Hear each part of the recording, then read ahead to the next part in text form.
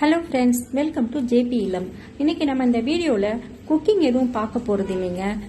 என்னோட சின்ன கவுண்டர் டாப்பை நான் எப்படி ஆர்கனைஸ் பண்ணி வச்சுருக்கேன்றது தான் நான் உங்களுக்கு காட்ட போகிறேன்.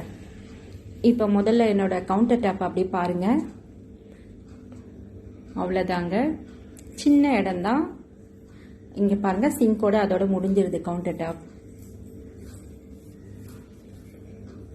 இவ்வளோதாங்க சிங்க்கு. அதுக்கு பக்கத்தில் ஸ்டவ்வு. ஸ்டவ்வுக்கு பக்கத்தில் அப்படியே வந்தீங்கன்னாக்கா அந்த கார்னரில் ஒரு மசாலா ரேக் வச்சுருக்கேன்.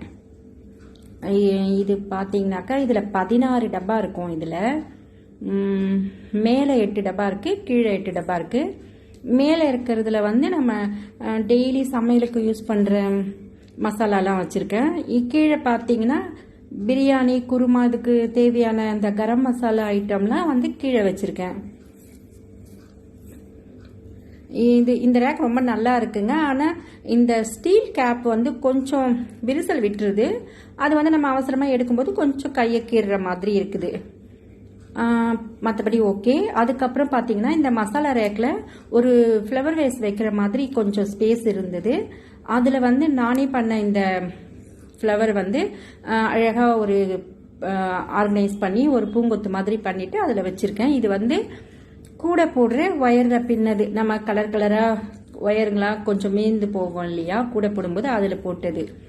அதுக்கப்புறம் இந்த மேலே இருக்கிற இந்த 8 டப்பாவில் சோம்பு, மஞ்சள் தூள், கடுகு, மிளகு, அப்புறம் சீரகம், இந்த மாதிரி நம்ம டெய்லி யூஸ் பண்ணுறதுக்கு தேவையான மசாலா இருக்குது. கீழே பார்த்தீங்கன்னா தனி மிளகாத்தூள், கரம் மசாலா தூள். இங்கே பாருங்கள், இந்த டப்பாவில் வந்து மேலே இருக்க அந்த ஸ்டீல் கேப் வந்து எடுத்துருச்சு.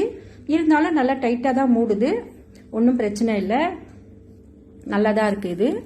அதுக்கப்புறம் பார்த்தீங்கன்னாக்கா அந்த பெருங்காயத்தூள், அப்புறம் கல்பாசி, அப்புறம் பேக்கிங் சோடா. இது வந்து நான் சமையலுக்கு யூஸ் பண்ண மாட்டேன், கிளீனிங் பர்பஸ்க்கு தான் யூஸ் பண்ணுவேன். அப்புறம் பட்டை, லவங்கம், இந்த மாதிரி வந்து பிரியாணி மசாலாலாம் நான் கீழே இருக்க இந்த 8 டப்பாவில் நான் ஆர்கனைஸ் பண்ணி வச்சுருக்கேன். இதெல்லாம் நம்ம தனித்தனி டப்பாவில் போட்டு வைக்கணும்னா கொஞ்சம் நிறைய இடம் பிடிக்கும். இந்த மாதிரி ஒரு ரேக்கில் அரேஞ்ச் பண்ணும்போது சின்ன இடத்துலையே முடிஞ்சிருது, எல்லாமே ஒரே இடத்துல வைக்க முடியுது. இதை நம்ம எடுக்கிறதுக்கும் நல்லா சுற்றி விட்டுட்டு நமக்கு வேண்டியதை எடுத்துக்கிறதுக்கு வசதியாக இருக்குது.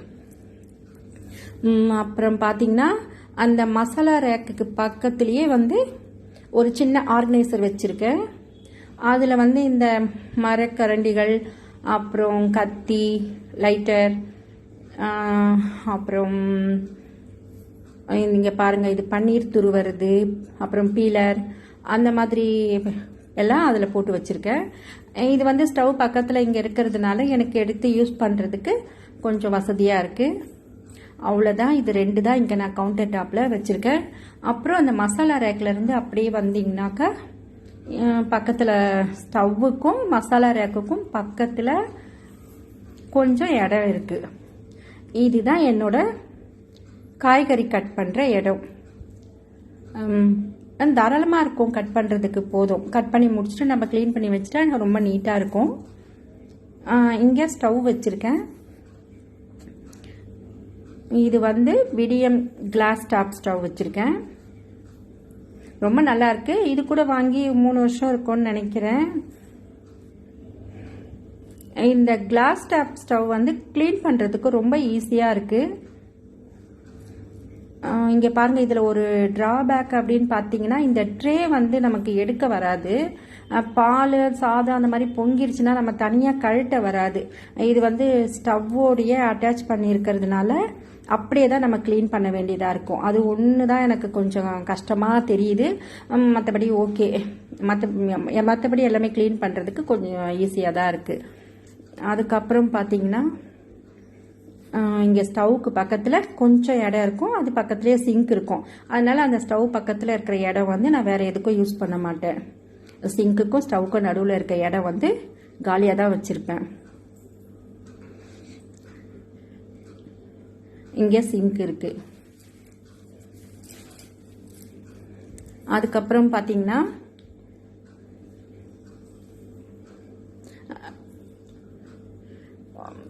சிங்க்கு பக்கத்தில் கொஞ்சம் இடம் விட்டது எதுக்குன்னா ஸ்டவ் பக்கத்துலேயே இருக்கிறதுனால நம்ம வேறு ஏதாவது வச்சாக்கா கொஞ்சம் கிளம்ஸியாக தோணும், அதனால எதுவும் வைக்கல. அதுக்கப்புறம் ஸ்டவ் பின்னாடி இருக்கிற செவர் முழுக்க பார்த்தீங்கன்னாக்கா நான் ஒரு ஸ்டிக்கர் ஒட்டி வச்சுருக்கேன். அது வந்து நம்ம சமைக்கும் போது ஆயிலெலாம் தெரித்து அழுக்காகாமல் இருக்கிறதுக்காக அந்த மாதிரி ஒட்டி வச்சுருக்கேன். இவ்வளோ தாங்க என்னோட கவுண்டர் டாப் ஆர்கனைசேஷன். உங்களுக்கு பிடிச்சிருக்கான்னு சொல்லிட்டு எனக்கு கமெண்ட்டில் சொல்லுங்கள். லைக் பண்ணுங்கள், ஷேர் பண்ணுங்கள், மறக்காமல் நம்ம சேனலை சப்ஸ்கிரைப் பண்ணி வச்சுக்கோங்க. அவ்வளோதாங்க. தேங்க்யூ ஃபார் வாட்சிங்.